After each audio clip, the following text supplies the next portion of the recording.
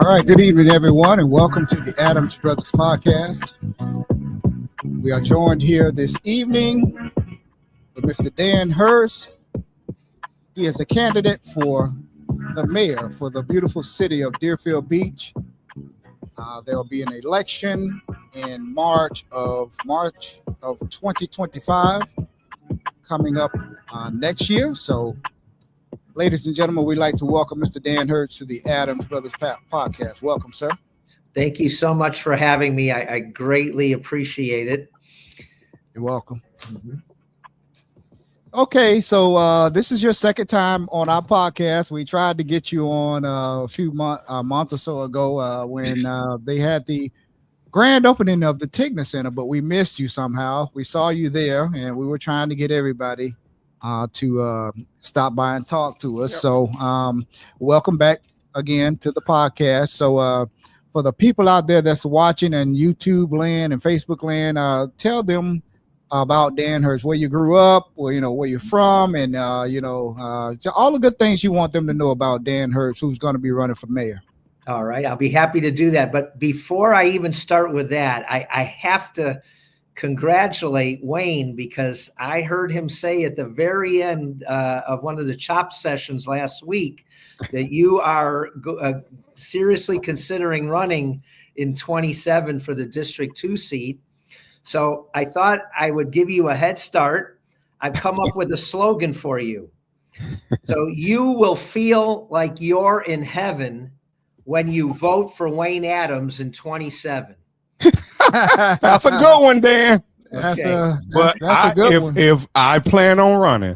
All right. Well, that's God big news. got me here. I plan on running. So there you have it, right from the horse's mouth. So you don't have to. They don't have. When you see me out in public, you don't have to ask me. You just heard it right there from the horse's mouth. So yeah, he'll make an outstanding commissioner.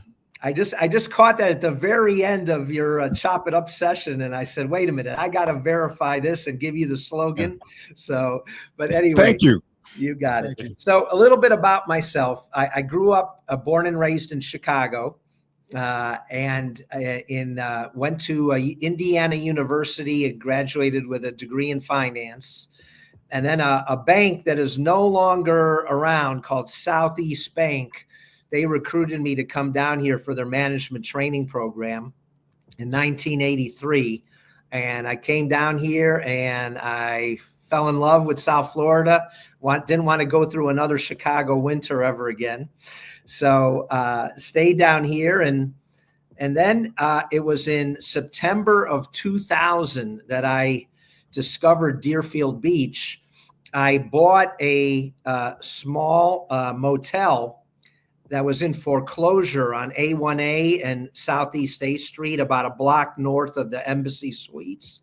And I pretty much then for the next 17 years, almost every single day I was up at the motel and doing whatever needed to be done and running the place.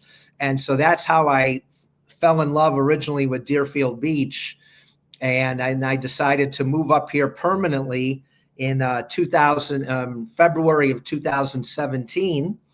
And as I was running the motel, I got more and more involved in city affairs and started going to the commission meetings. And I realized that there were some things being done I wasn't too crazy about.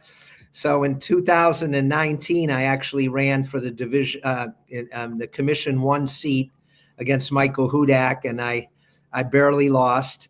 But I learned an awful lot about being a candidate for public office. I was very naive with the process, so I'm a lot more qualified, I think, this time around.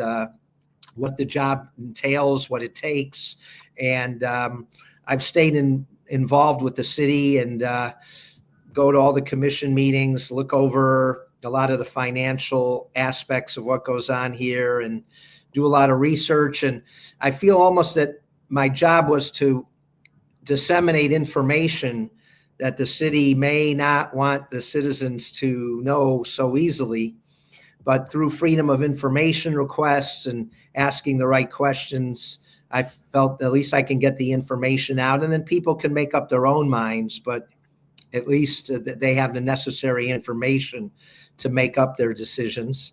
And after I lost in 19, I didn't think I was going to try again, but I did have a groundswell of people that did ask me to run again. And I decided that the mayor's position would really be where I could do the most good and make the biggest difference. So I didn't run in 23, but I decided that 25 would be my year. And that's how we got to where we are right now. Okay. So you're going to be running for mayor of this beautiful city of Deerfield Beach. And what do you think that you can do different than our current mayor? And what is your vision for Deerfield Beach? And specifically, I'd like to ask you what is your vision for District 2, where Sure. we live? So if you could elaborate on that, sir, we'd appreciate it. Sure. Well, one of the things that I think I would make a big difference right off the bat is to control some of the spending that's been going on here. I've tried to point out wherever I could where I don't agree with some of the things that the city has spent money on. And then, and it can be small things ranging from a $1,300 garbage can on the beach to major cost overruns. We just found out at the last commission meeting about a $500,000 cost overrun on the pier. And so I think with my financial background, I can really hold city officials accountable for where that money and how that money is spent, because I feel sometimes we lose sight that every dollar that's spent by the city is taxpayer money. And there's a fiduciary responsibility to make sure that that is spent as efficiently and economically as possible.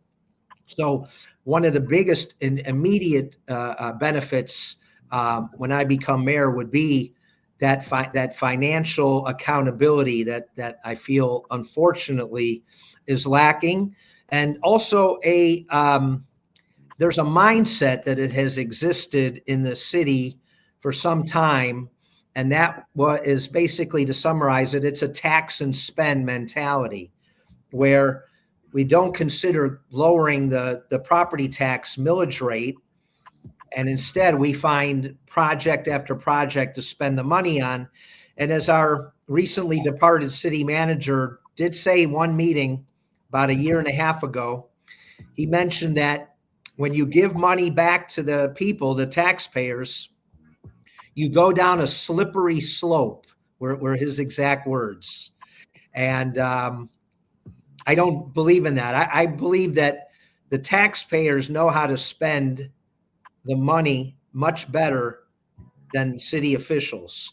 And if there is money left over, let's not look at ways we can spend it. Let's look at giving some of it back. And so it's a philosophical difference that I've had with the last couple of city managers who have been in charge of spending and how to spend our taxpayer money. Now, in regards, let me get to District 2, because that's extremely important.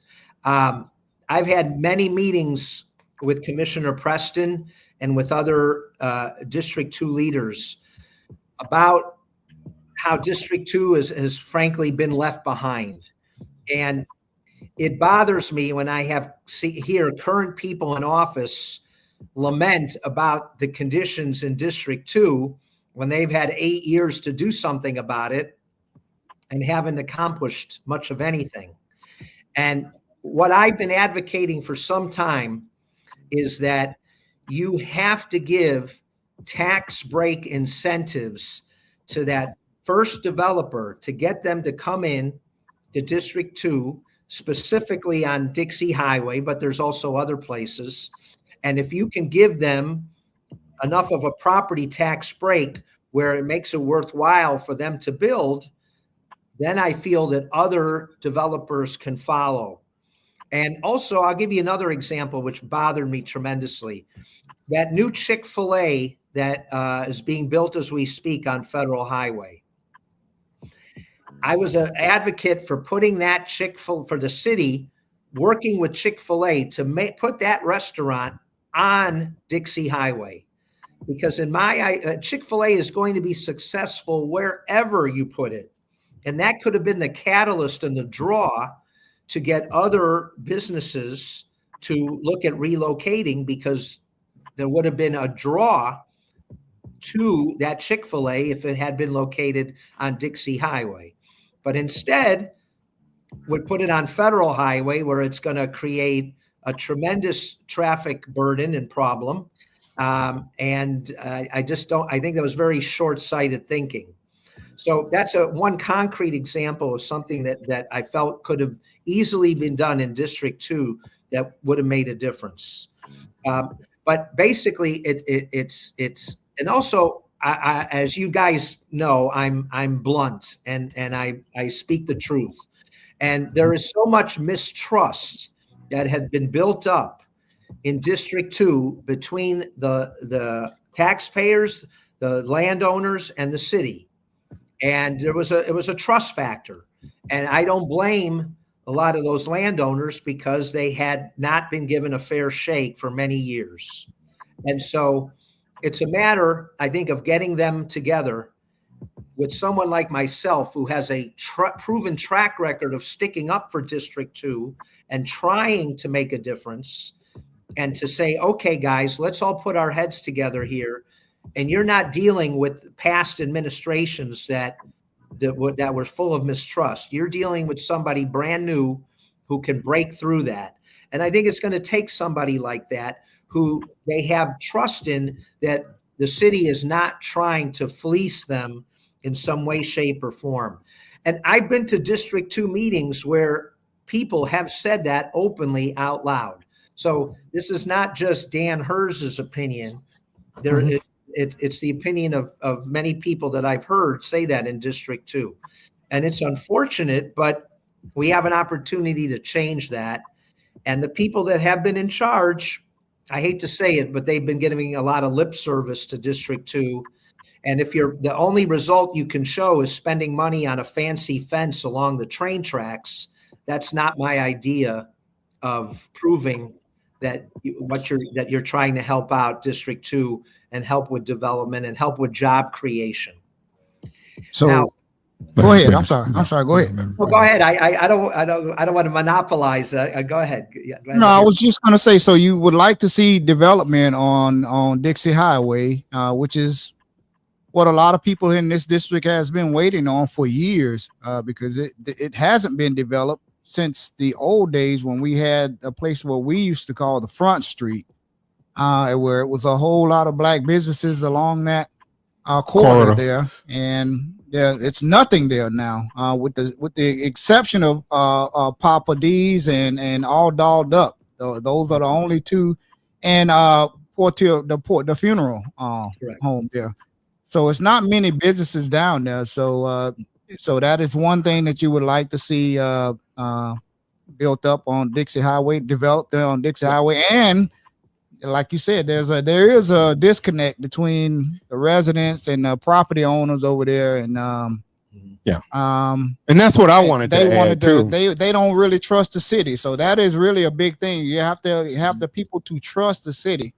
And for whatever reason, they don't have a whole lot of trust in the city. And I want to say this too, Mr. Hertz. I think a lot of it too is a lot. I'm not gonna blame the city totally, because I think a lot of the people have been given a lot of misinformation by those in our community. Yes, I'm talking about in our community, the Black community, District 2. Yeah. So I'm not going to say the city was at fault for not developing Dixie Highway. As Darrell said, I attended a few of those meetings, and it was like you had people there at the meeting. Some people, I believe, was deliberately sent there to cause confusion. And I think a lot of that came over the years, and Daryl's right. I mean, let's be honest. You have a lot of people down there that have been here and have seen a lot of things, and they do have a deep distrust. But I think the more information we get, like from here, I think that's changing. But yeah, I agree with what you said about the mistrust between them and the city. But I think that can be changed through better communication. And I'm not saying the communication wasn't there before. I just think better communication will result in we'll see results on Dixie Highway. Right. And like I said, but I want to emphasize, for the right developer for that first project, if we have to give a 10-year property tax abatement, I'm all for that, because that first one is so key and important. And we're not talking, a tremendous amount of money that we'd be giving up if we gave a 10-year property tax abatement, because remember, it's only on the Deerfield Beach portion that we have control over. That's a 1/3 of your property tax bill. The other 2/3 we don't have any control over. But I just feel that kind of incentive is what is necessary, and if we build it, they will come mentality has not worked, and I'm not a big fan of that. I mean, it worked in the Field of Dreams movie, but this is real life. Yes, and I wanted to ask you too, because I think I kind of know the question to this, the answer to this question. How do you feel about the Pioneer Grove? I think it's called Pioneer Grove area, Pioneer Grove, and a new City Hall and a new BSO police station? Because I know public safety has always been high on everyone's list. I think everywhere that I went, and I see on TV all the time, but I just want to know how you feel about a new City Hall being built, a new BSO building, and the Pioneer Grove area being developed. Okay.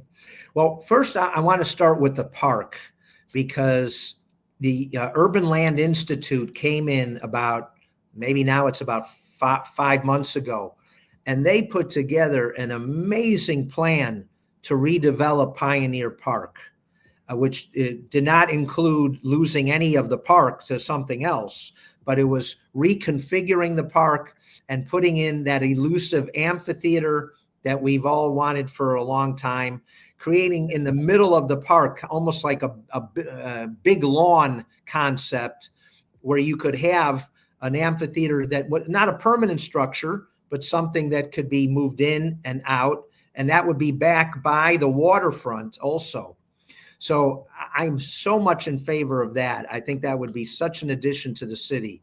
Now, let's talk about what I am in favor of. The police station is antiquated and definitely needs to be redone. And then you also have a fire station not that far away on the corner of Federal and Hillsborough, which is also in a somewhat state of disrepair. So I'm totally in favor of building a combination police and fire. Yes. And then also you could potentially sell that land that the fire department now has on Federal and Hillsborough, which is a very valuable piece of real estate. And of course, we'd have to make sure that the response times were still adequate for where we built the new center. So I'm very much in favor of that. Where I'm not in favor of is a brand new city hall, and I want to spend a minute or two on it to explain in great detail why. Yes, in 2018, the city floated a $40 million bond, and there were about 4 main projects that were supposed to be, that money was supposed to be used for. The Braithwaite Senior Center, the Johnny L. Tigner Center, repaving roads in many areas of the city. And the fourth item was money for City Hall. $5.5 million out of that bond offering was supposed to go to redo City Hall. Now, because of a number of factors that I won't go into, there was no money left to do City Hall other than about $400,000 that they used to redo the lobby and to do some hardening things for security purposes. So why I don't want to reward monies that were already allocated for City Hall. Now, I'll be the first to admit. Oh, go ahead. Our camera failed, but go ahead and keep. All right. We were wondering what was happening, but go ahead. We'll just fix right. it. As long as it's not an earthquake. Yeah. All right. So, regarding now, I feel bad for Commissioner Drosky when he says that when it rains, he gets some droplets on his head. I understand that. Go ahead, sir. Yeah, but I don't feel that that is reason enough to build a brand new city hall. I would just get a better roofer in there who can fix the roof so that there are no more leaks. So I would have to have somebody prove and show me how the taxpayers benefit from a brand new city hall building. Now, I can understand that there's pressure because other cities are building brand new city halls at this time. And I get that. However, I'm a firm believer that it's more important to put that money back in the taxpayer's pocket than to satisfy some grandiose plans that some of our current politicians may have. And I could understand what you're saying about the fiscal responsibility, right? And the $5.5 million, but we've been in this city for all of our lives, and we haven't seen anything change over there, especially at City Hall and over at that police station. Mm-hmm. Yeah. I've been in the police station for different reasons, regarding our sister over the years, and it's to me it's shameful. It's shameful to walk in there and see that building from what it was. It served the purpose 40 years ago, but now it doesn't, and it needs to be redeveloped and knocked down and built over. And City Hall, I kind of disagree with you on that, and because I've seen City Hall and the other city halls, and I know a lot of people like to say we shouldn't compare to other cities, but all the cities do it. We all compare when we want to. Yeah, we compare when we want to, and we take ideas from other cities when we want to, but I see other cities putting up nice city halls, and I think one is much needed. Do we have to look at every penny that's going to be spent and how we're going to raise it? Absolutely. But it's just my opinion that we do need a new city hall. So it's kind of like a split decision. I totally agree. Police and fire, yes, but city hall, no. Yeah. Right. And we got to come to some compromise at some point, but sir, we'll let you go on and finish. But go ahead, sir. All right. So you asked me about my vision, and I do want to get into that. Some of the things are simple things, but I feel that they're missed. 40% of the people own pets. We have one pet park in all of Deerfield Beach, and it's a Quiet Waters Park, and that's a county-owned park. So I would love to see a centrally located doggy park in the city. And I also would like the very most northern part of our beach that borders Boca Raton, have a little bit of a sliver there, be set aside for Doggy Beach.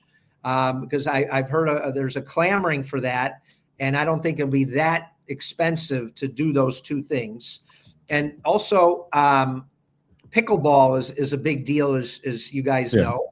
Yeah. And right now we have a couple outdoor courts that I'm aware of, and then of course they take the Robb Gymnasium and turn that in to some pickleball courts. But I would love to see that underutilized park in District 2, just a little bit south of Southwest 10th Street, the road that parallels I-95.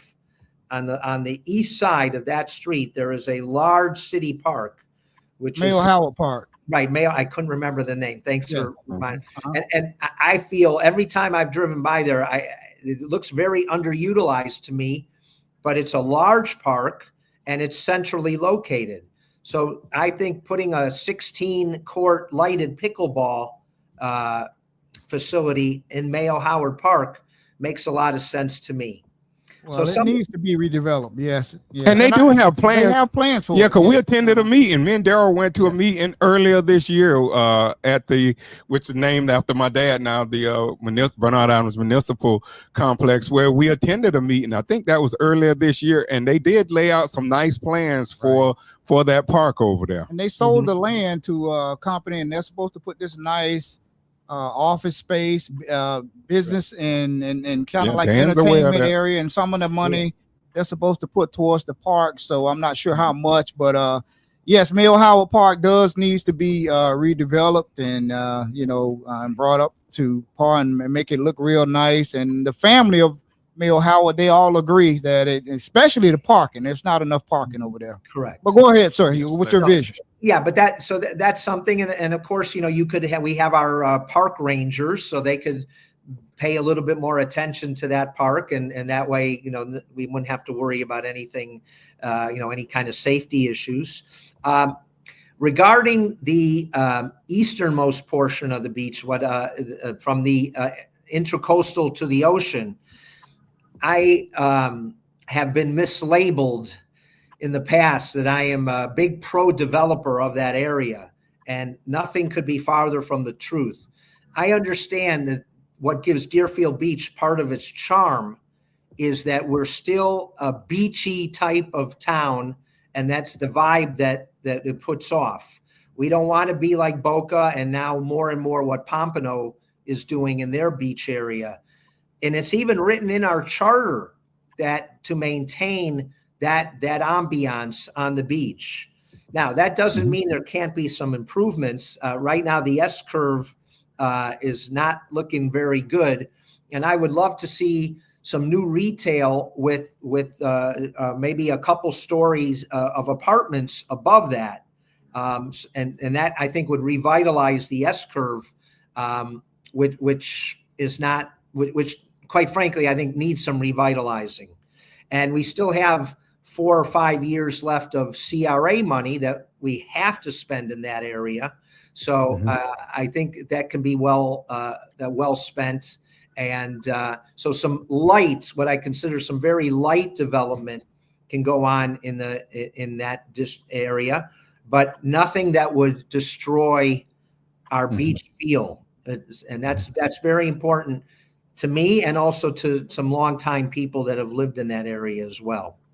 Now, how do you feel about the height restrictions over there, Mr. Herz? Do you feel like the height restrictions can be loosened a little bit, or are you satisfied with the height restrictions where they are right now? That's included in the, I believe, the city charter.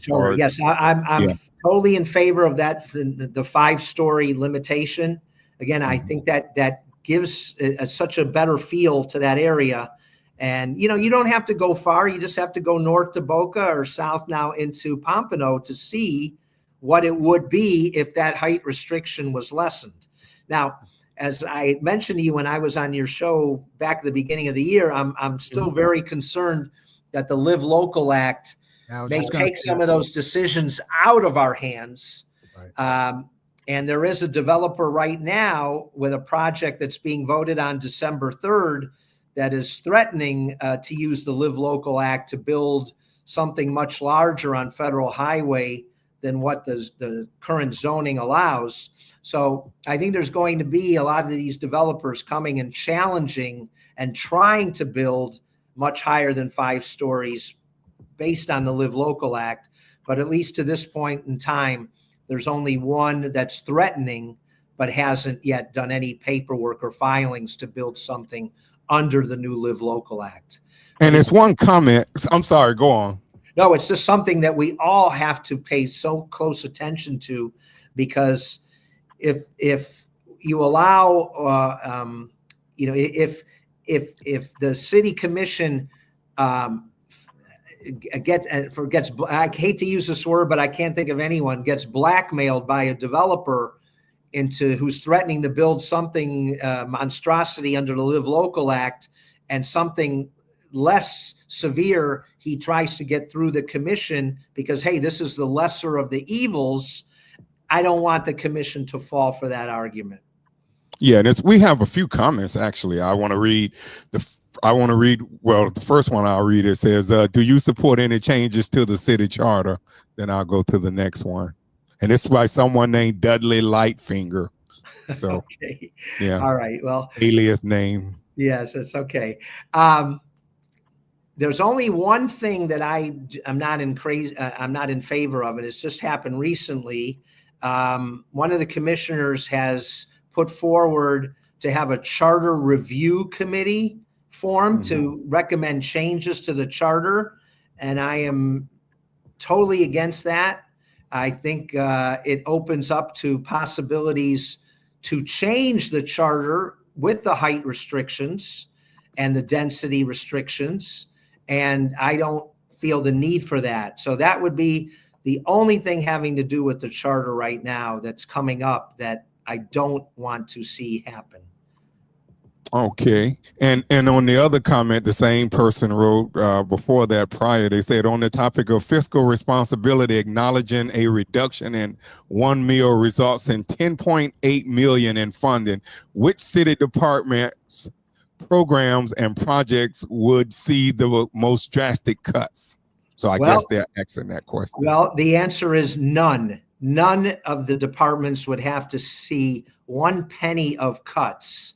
And this, unfortunately, was an argument that the current commission used, again, to not lower the millage rate, scaring the people and thinking that if we give back any monies, we're going to have to decrease police patrols, and EMS will have to shrink one less person on an EMS vehicle.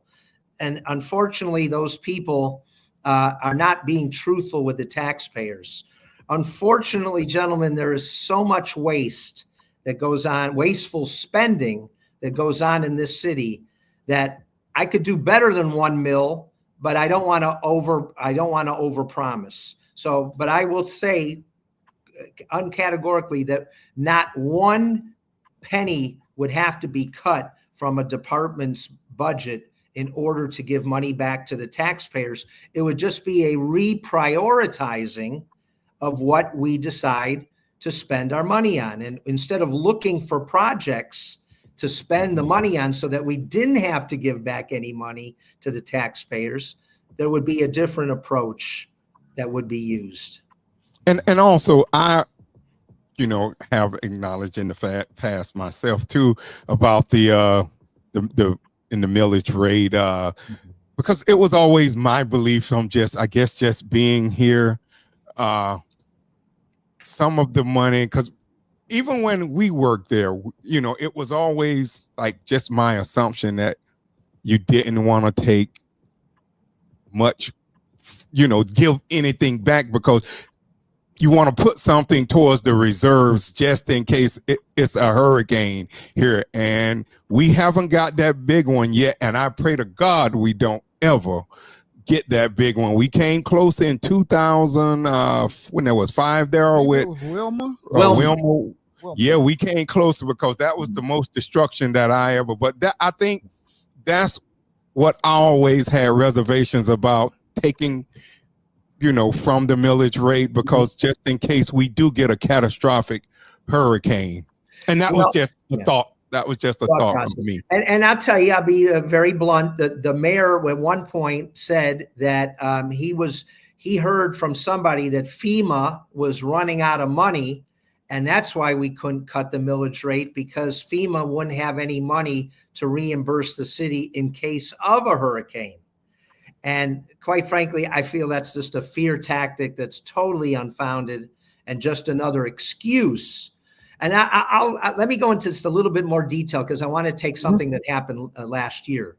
So under the ARPA funding from the federal government, the city of Deerfield Beach got $16.3 million last fiscal year.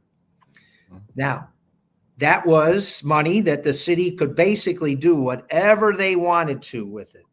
And they chose new projects to spend that money on. And I think it's important to take care of the employees, and I want to talk about that in a few minutes. That was one of my questions. Yes, that's extremely important. it's extremely important to make sure that public safety is covered as well as it can be. But also, if you can't forget your taxpayers. And so if you're taking care of everybody else, why should the taxpayers get shortchanged? They should be in a group as important as the employees, as important as the projects, as important as the building of the Tigner Center and the Braithwaite Center. And they all should be, there should be enough for everybody. And unfortunately, it's the taxpayers who are always left out in the cold. And I feel that it's time to change that way of thinking. Okay. And when it comes to the employees, I want to touch on that because we just had the union contract was just ratified October 1st. And the city decided to play hardball with the rank and file employees. And regarding their 4% COLA increases, they decided that if a city employee was already maxed out in their pay grade, they would not get a 4% COLA. They would get a 2% COLA. Now, I argued the night that they ratified that contract that COLA, cost of living increases, is to keep the employees on a level footing because of inflation. It has nothing at all to do with if you're maxed out on your pay grade or not. And then I pointed out how little money the city was actually saving by limiting the COLA to over half the employees fell into this, that they only got 2% instead of 4% going forward. And then for comparison purposes, I also put what the top 16 department heads were making in the city and what their average salary was, $184,000. So I felt that this was, the hypocrisy to come down on the employees and to show, we didn't give you your full 4% COLA was just grossly unfair. And luckily, I've spent many months with the union reps so that they could understand where I'm coming from. And I'm happy to announce that as of last week, the union has officially endorsed me to be the next mayor of Deerfield Beach. And I'm very grateful to them. But is that the IUPAT? IUPAT District 78. Okay. Yeah, that was our union back in the day. That's a big endorsement. Yes, it is. And I kind of agree with you. I mean, we both work for the city of Deerfield Beach, and you have every employee in the city that works for the city, this good city, they all have, gas that's gone up, the groceries has gone up. Correct. And I didn't agree when I heard that. I didn't agree with hearing that some employees got the 4% and some got the 2%. I just don't agree with that. I would have fought that tooth and nail. This is just me. I personally don't agree. Everybody should have gotten that 4%. Yeah. And unfortunately, doesn't matter if you're maxed out or not. You should have gotten it. Correct. And unfortunately, none of the commissioners spoke up at that vote, and it was a unanimous 5-0 vote. As a matter of fact, they even tried to put that vote as part of the consent agenda, so it was bundled together with like 9 other insignificant items because they were trying to not have to vote specifically on that one item. And I just feel that those kind of games, I will not allow those kind of games to be played if I'm in charge. Right. It kind of pits the employees against each other. And it causes tension out there. When you work there like us, trust me, we know about that lowers tension. Morale and everything. Yep. You're giving some employees cost of living, COLA raise, and you're not getting the other ones are getting it, maybe because they're topped out and been there longer. Correct. They don't get the raise. And I didn't agree with that. And that's just my own personal opinion. Correct. Yes. And also, I feel the employees are probably our biggest single asset in the city.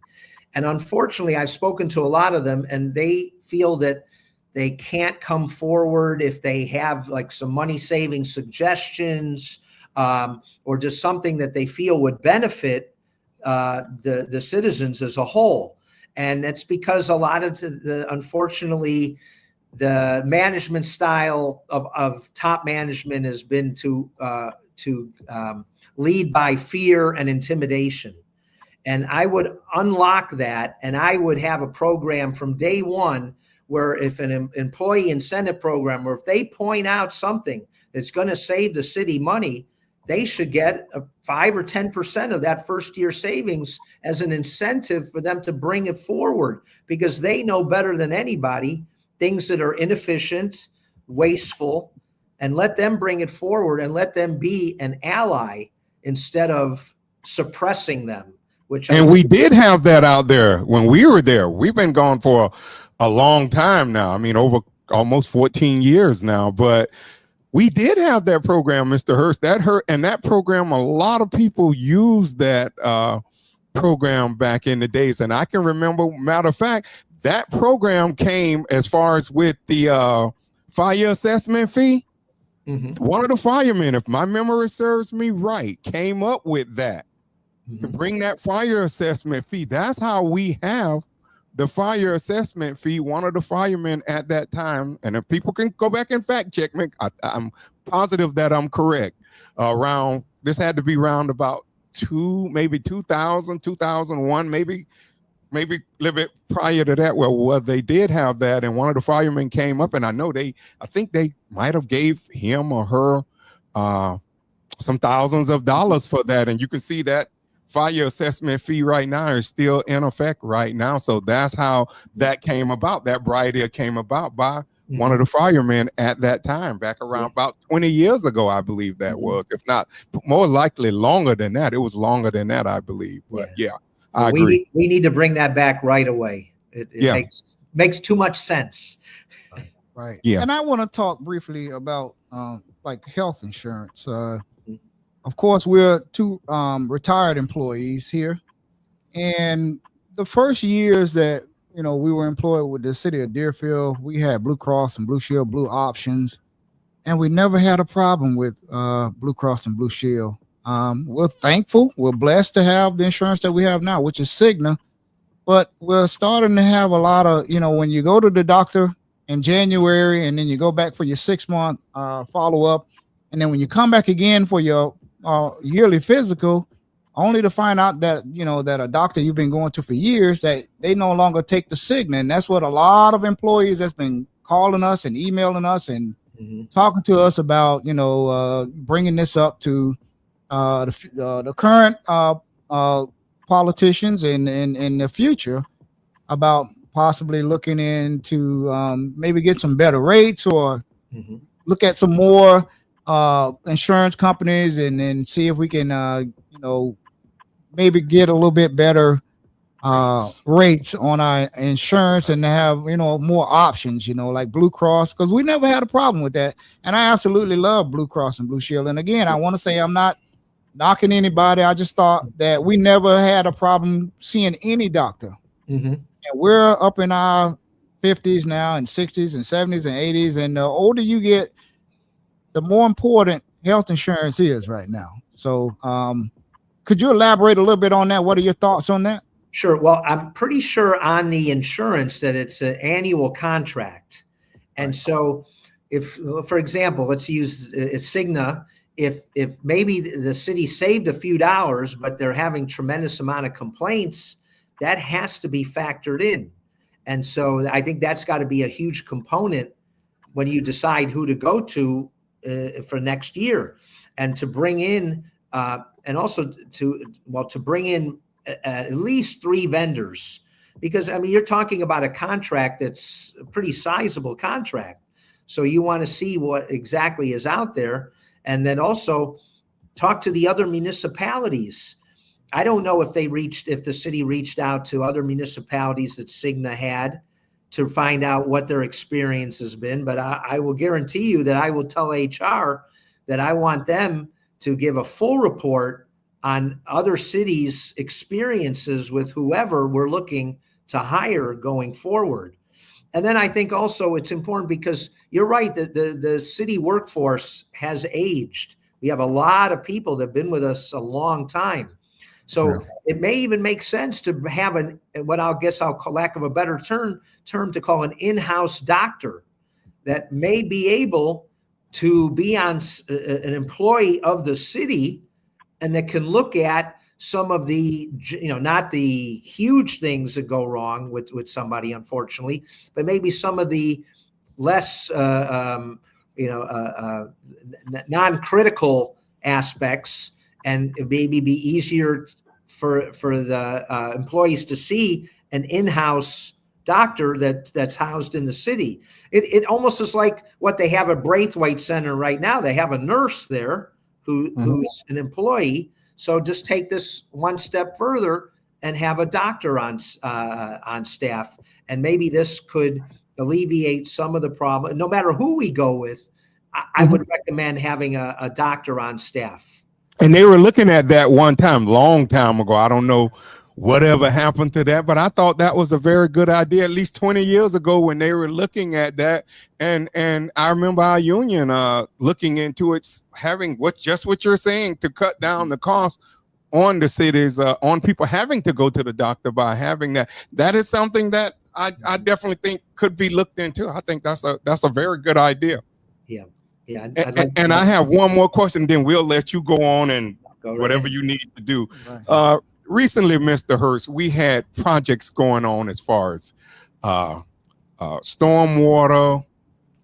We had the pier project, and I seen meetings where residents and the city commission has chastised the residents. The department heads. I know one was at the environmental service, and it might be more, but I just know that was one. And I just want to ask you, if elected mayor, how would you handle a department head that seems not to be doing their job? And I'm not saying that department head is not doing her job. We had her on here before, and I think she's a nice woman. I don't want to say nothing bad about her, but I know that came under scrutiny at that time. But how would you handle a department head when a project like the pier and the drainage has gone on that had problems? And I did hear our current mayor,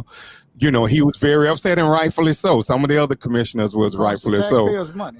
But how would you, as mayor, handle a situation like that? Sure. And I know you were there at the meeting. Yes, I heard everything. I think you almost have to start backwards. And when you have a project of that size, that drainage project was a big deal. I think through the city manager, because I'm really only allowed to really go into great detail with the city manager. Right. I can sit in on meetings that have department heads, but I can't overstep my bounds. But right. But I'll tell you something I discovered on that project. I went on the website of that company that won the bid. First of all, their bid was 50% less than the next bidder. Then I looked and said on their website, they had a list of all the projects that they've been involved with, pictures and beautiful. However, they didn't have a single project having anything to do with drainage. So I'm saying to myself, why did we choose a company that at least outwardly doesn't have any experience with these big drainage projects? And there was a committee, the city has 3 employees on the committee to choose a vendor. And in this particular one of the 3 people on that committee was a gentleman by the name of Patrick Bardis, who is very knowledgeable on these type of projects. And he had voted on his score that the vendor that won, he voted them in last place. And so I think the problem has to be ironed out at the very beginning when we're awarding the contract. And this is when I would be able to talk to the city manager and say, city manager, these things don't look quite right. Why are we going with this vendor? And so that can eliminate a lot of the problems from ever developing. But again, to specifically answer, because now it's too far gone, all you can do is get with the city manager and say, how can we eliminate some of these problems? Because at that meeting, I mean, we had residents crying and complaining that they couldn't leave their house because of the dust and they couldn't breathe. And it was really, it was very, very sad. But it never should have gotten to that point where the residents 20 of them had to show up at a commission meeting and cry for help. It never should have gotten to that stage. And that's what I would try to prevent, that it would never get to that point. Okay. And having to be reactive instead of proactive. Right. Okay. Okay. So, and we're going to have to wrap you up because we got another candidate coming on here. So we want you to come back. Just like we told Vice Mayor Drosky, we're going to allow all the candidates to come back again. Great. So we want you to come back. Whatever you didn't get now, we're going to bring you back right before the election to whatever you didn't get now, you'll be able to get there, Mr. Herz. So in 2 minutes, let's say 2 minutes, the election is March 11th, 2025. In 2 minutes, tell the people of Deerfield Beach why they should elect you as the next mayor of this beautiful city of Deerfield Beach. 2 minutes, please. Thank you so much. And I appreciate you guys so much for having me on and even having this forum. And I hope we have not just you guys, but I hope we have these type of conversations and hopefully some debates as well, because assuming that my biggest opponent is going to be Commissioner Drosky, there are so many differences between the way he looks at things and the way I look at things. And so there's going to be a very stark contrast, and people can decide which vision of the city they feel is putting out a better vision. And so, there's, some of the things that have been done to small businesses lately in the city, whether it be the gentleman who ran Beach Rides USA or the woman who owns the Deerfield Beach Cafe. What the city has done to some of our small businesses is just unconscionable. And I feel that when people get to know me and see what I'm all about, they will understand that I have the city's best interests at heart. Sometimes my style may be a little harsh, but it's because I love the city and I have their best interests at heart. And sometimes you need a disruptor to come in there and have a fresh look at things. And I'm just crazy enough that I devote a ton of time to doing the research and getting the facts and pointing out things that I think that the citizens have a right to know. And the reason I put that sign over my shoulder is because we have such a poor turnout in the last election that was contested for mayor in March 17. We had a 12% turnout. And if nothing else, I want to try to get that up. And the only way we can is by keep reminding and pointing out to the citizens that we really going to have a very stark choice as to which direction we want the city to go in. And I hope that people see that my direction is the correct direction and they will vote for me on March 11th, 2025. Thank you. Well, thank you very much. And we want to have you back. We want you to commit to coming back. We want you to come back right before the election and make your final plea to the residents of Deerfield Beach. I want to be fair because we didn't have the vice mayor on, and we know he needed more. And we want to give all y'all more time to come back. We'll give you all more time. So we have another interview coming up with Daniel Shinesky. Right after you. So stay with us. Dan Herz, I'll be listening. Dan Herz is running for mayor of this beautiful city of Deerfield Beach. He's asking for your vote on March 11, 2025. Good luck to you, sir. And thank you for appearing on the Adams Brothers podcast. All right. Thanks again, guys. Have a great evening. Good night. Good night. Stay with us, everyone. We'll be back at about 7:15 with Daniel Shinesky.